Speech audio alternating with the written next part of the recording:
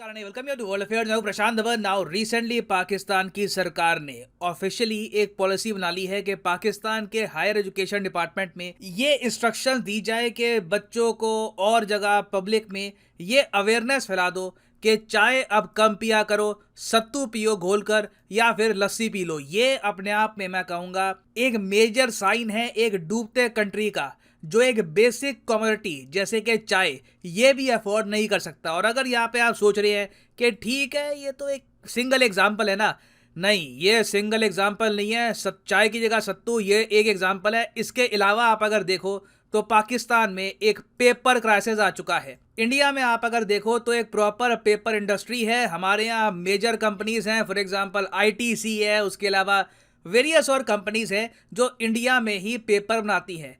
पाकिस्तान में कभी एक बड़ी मेजर पेपर इंडस्ट्री खड़ी नहीं हुई। ये लोग पेपर इंपोर्ट करते थे।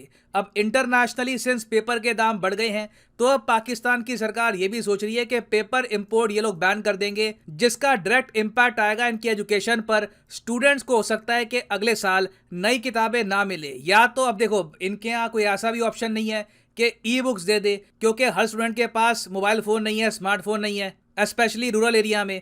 तो ये एक मेजर क्राइसिस है और ये साइंस हैं एक डूबती इकोनॉमी के, एक ऐसी कंट्री के जिसकी हेल्प में आज के समय आईएमएफ भी नहीं आ रहा है, at least for the time being तो नहीं आ रहा। तो डिस्कस करेंगे इस वीडियो में कि पाकिस्तान की सरकार बार बार अपने लोगों को ये क्यों कह रही है कि चाय मत पियो, सत्तू को ये क्यों प्रमोट कर रहे हैं, और साथ में आईएमएफ की सिचुएशन भी हम समझेंगे। मगर आगे बढ़ने से पहले आपसे क्वेश्चन पूछूंगा। क्वेश्चन यहाँ पर यह है कि ओएनजीसी विदेश लिमिटेड इसने रिसेंटली डिस्कवर किया है ऑयल फॉरेन कंट्री में। आपको बताना है कि ओएनजीसी विदेश लिमिटेड ने ऑयल कहां पर डिस्कवर किया है। ये है यहाँ पे आपकी ऑप्शन, जापान, फिलीपींस, कोलंबिया या फिर ब्राजील।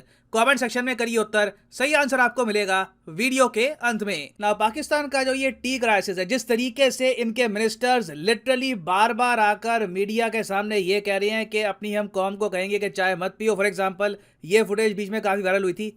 मैं ये भी कौम से अपील करूंगा कि हम चाय की एक एक प्याली, दो दो प्यालियां कम कर दें, क्योंकि जो चाय हम इंपोर्ट करते हैं वो भी हम उधार लेकर इंपोर्ट करते हैं। तो ये बात सिर्फ इंडियन मीडिया नहीं, हम लोग ऐसा नहीं है कि एक राइवल कंट्री है उसके साथ ऐसा हो रहा है। ये बात एक्चुअली वर्ल्ड मीडिया, यूके का मीडिया, यूएस मीडिया, हर देश कवर कर रहा है कि एक न्यूक्लियर वेपन्स वाला कंट्री किस तरीके से जगह जगह से पैसे बचाने की कोशिश कर रहा है। चाय कम पीकर ये लोग कोशिश कर रहे हैं कि थोड़ा सा पैसा यहाँ पर बच जाए, क्योंकि देखो इंडिया में तो हम लोग अपनी चाय खुद ग्रो करते हैं। आसाम में, नॉर्थ ईस्ट में चाय ग्रो होती है, और जगह भी चाय ग्रो होती है, और आराम से हम लोग उसको कंज्यूम करते हैं। हमें चाय इंपोर्ट नहीं करनी पड़ती। इंडिया एक्चुअली काफ़ी बार चाय एक्सपोर्ट करता है। इंडिया एक्चुअली पाकिस्तान को चाय काफ़ी एक्सपोर्ट करता था। बाद में एक टाइम पे आकर इन लोगों ने जब इंडिया के साथ रिलेशंस तोड़ दिए तो इनके देश को फिर बाद में अफ्रीका से और जगह से महंगी चाय परचेज करनी पड़ी, और इस वजह से पाकिस्तान के सिर्फ चाय के इंपोर्ट का बिल $600 मिलियन तक पहुंच गया जब ये इंडिया के साथ ट्रेड करते थे। अब देखो, मुझे अजीब लगता है ये सेंटेंस यूज करके, जब ये इंडिया के साथ ट्रेड करते थे, क्योंकि 3-3.5 साल हो गए इंडिया के साथ ट्रेड किए हुए इनको। तो 3-3.5 साल पहले आराम से ना ये 300-350 मिलियन डॉलर में अपनी चाय इंपोर्ट कर लेते थे, और इंडियन चाय इनके टेस्ट को भी सूट करती थी। मगर जिद होती है। अब 3.5 साल तक भुगता भी, बदले में कुछ मिला भी नहीं, आर्टिकल 370 भी वापस नहीं आया। तो ये होते हैं डिसीजंस कंट्रीज के, किस तरीके से लोग सफर करते हैं। तो खैर अभी पाकिस्तान की इकोनॉमी पर $600 मिलियन का बोझ डालती है चाय, और पाकिस्तान के लिए ये $600 मिलियन बहुत बड़ा अमाउंट है, क्योंकि इनके पास टोटल फॉरेन एक्सचेंज रिजर्व बचे हैं अब $9 बिलियन के आसपास। और टोटल अगर मैं आपको बताऊं पाकिस्तान पर टोटल विदेशी कर्जा कितना है, ये ऑफकोर्स ऐसा नहीं है कि 1-2 साल में वापस करना है। ये टोटल कर्जा इनको आराम से 10 साल के आसपास वापस करना होगा। ये जो टोटल अमाउंट है ये बैठता है $129 बिलियन। तो सिंस फिगर्स इतनी डरावनी है, इसलिए पाकिस्तान की सरकार ने यह कहा अपने लोगों को कि सत्तू पीना स्टार्ट कर दो। देखो सत्तू वैसे मैं आपको बताऊं बहुत हेल्दी होता है। मैं भी कभी कभी सत्तू पीना पसंद करता हूं, मगर चाय के सब्सिट्यूट में अगर मान लो चाय पीने का मन कर रहा हो, कोई मुझे कहे कि चाय नहीं सत्तू पी लो, थोड़ा सा और लगेगा। इंडिया में तो चाय आपको बताओगा रेडीली अवेलेबल होती है, हर इकोनॉमिक क्लास का आदमी एटलीस्ट चाय तो अफोर्ड कर ही लेता है। तो सत्तू को यूज करना as a substitute for tea ये काफी शॉकिंग है। सत्तू वैसे मैं आपको बता दूं होता क्या है, चने का पाउडर काफी बार बना करना, कुछ उसमें और चीजें ऐड करके उसको पानी में मिलाकर पिया जाता है। इसको गर्म नहीं करते, यूजुअली बस पानी में मिलाकर इसको पीते हैं। और बिहार में अगर देखा जाए तो ये जो सत्तू की ड्रिंक होती है ये बहुत ज़्यादा कॉमन है। बाकी उत्तर प्रदेश और पंजाब में सत्तू को खाने में और जगह वेरियस डिशेस में यूज़ किया जाता है, मगर जो ये सत्तू की ड्रिंक है जो यहाँ पर ये पाकिस्तान प्रमोट कर रहा है, इंडिया की बिहार स्टेट में काफ़ी फेमस है। और बिहार में भी आप देखोगे तो ये चाय का सब्स्टिट्यूट नहीं है, ये एडिशनली वो लोग पीते हैं, शौक में, टेस्टी होता है। बट पाकिस्तान के लिए सैड बात यह है कि इतने सारे बलिदान देने के बावजूद, क्योंकि देखो बलिदान तो इनकी जो मिडिल क्लास है वो दे रही है। पाकिस्तान ने आपको पता होगा मोबाइल फोन इंपोर्ट भी बैन कर दिए हैं, तो middle class, lower middle class हर जगह सफर कर रहे हैं। इवन जो इनके सुपर रिच है, जो थोड़े बहुत पाकिस्तान के मिलियनियर बिलियनियर हैं, उन पर भी पाकिस्तान की सरकार ने एडिशनल 10% सुपर रिच टैक्स लगा दिया है, जिसकी वजह से आज इनकी स्टॉक मार्केट क्रैश कर गई थी। तो इतने सारे बलिदान दिए जा रहे हैं ताकि इंटरनेशनल मॉनेटरी फंड मान जाए और पाकिस्तान का बेल आउट पैकेज ये फाइनली एक्सटेंड कर दे। मगर आईएमएफ के सामने एक बहुत ही बड़ी प्रॉब्लम ये है कि पाकिस्तान के साथ इनके ट्रस्ट इश्यूज हैं। आपको 1996 और 1997 के बारे में बताना चाहिए। ये वो साल थे जब पाकिस्तान ने अपने बजट के जो नंबर्स थे ये नकली बता दिए थे। ये कोई देश नहीं करता, मैंने आज तक कभी सुना नहीं है कि एक देश इंटरनेशनल कम्युनिटी को झूठ बोल दे कि जी हमारा इतना खर्चा होता है, इतनी सेविंग है, ये हमारी प्रोजेक्शन है।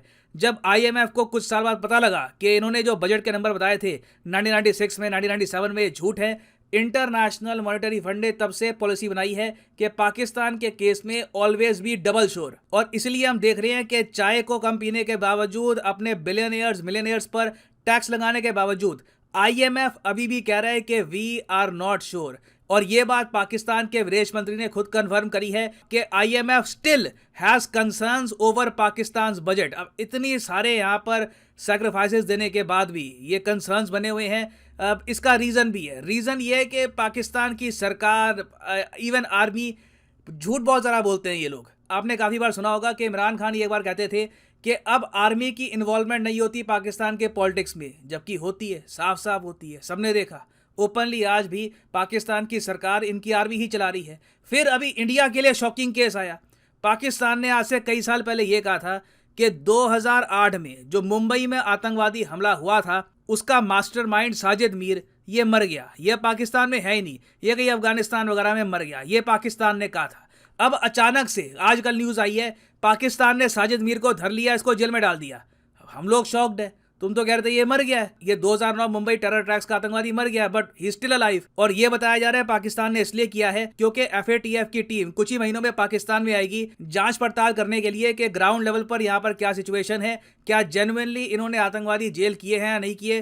तो अब ये सब भी हो रहा है। तो इसी वजह से हमने रिसेंटली ये भी देखा है, कुछ अनकन्फर्म्ड रिपोर्ट भी सामने आई है कि हो सकता है अगर आईएमएफ पाकिस्तान की हेल्प ना करे तो पाकिस्तान गिलगिट बाल्टिस्तान ये पकड़ा दे चाइना को कि ये हमारी ज़मीन ले लीजिए, इसके बदले में हमको पैसा दे दो ना। पर्सनली आप अगर मुझसे पूछे, मुझे इस रिपोर्ट पर थोड़ा डाउट है। मुझे लगता नहीं है पाकिस्तान कुछ बिलियंस ऑफ डॉलर्स में उसका सौदा करेगा, पता नहीं। और स्पेशली एक ऐसे टाइम में जब लिटरली चाइना की आर्मी आराम से चाहे तो इस एरिया में एंटर कर सकती है। It does not make any sense to me. तो इसलिए मैंने इस पर एक डेडिकेटेड वीडियो बनाई नहीं थी। बट ये मैं कहूँगा कि इस पर रिपोर्ट्स आना ही अपने आप में एक संकेत देता है कि पाकिस्तान कितनी डेस्परेशन में आ चुका है। नाउ अब इस सब का सोल्यूशन क्या हो सकता है? देखो, मैं यही कहूँगा, पाकिस्तान फ्यूचर में यूएस के सामने झुकेगा।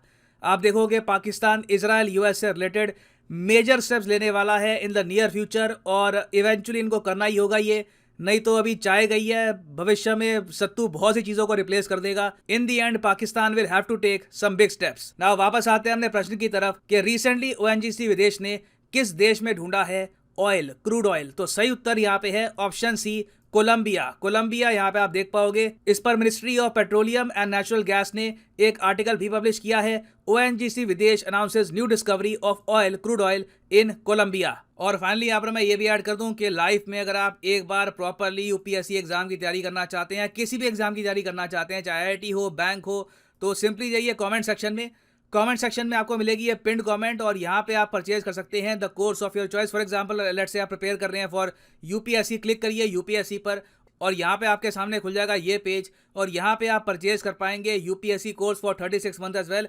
अगर मान लीजिए आप एक कॉलेज स्टूडेंट हैं, अभी आपके पास टाइम है 2-3 साल का, आराम से यूपीएससी की प्रिपरेशन करनी है, तो 36 महीने का जो कोर्स है ये भी आप कर सकते हैं परचेज। मगर जो प्राइसेस यहाँ पर लिखे हैं ये पे करने की जरूरत नहीं है। सिंपली यहाँ पर कोड यूज करिए PD10 and the prices will start falling. So use the code PD10 and save money. So इसी नोट के साथ ये है वीडियो का। Thank you for listening and as always God bless you all.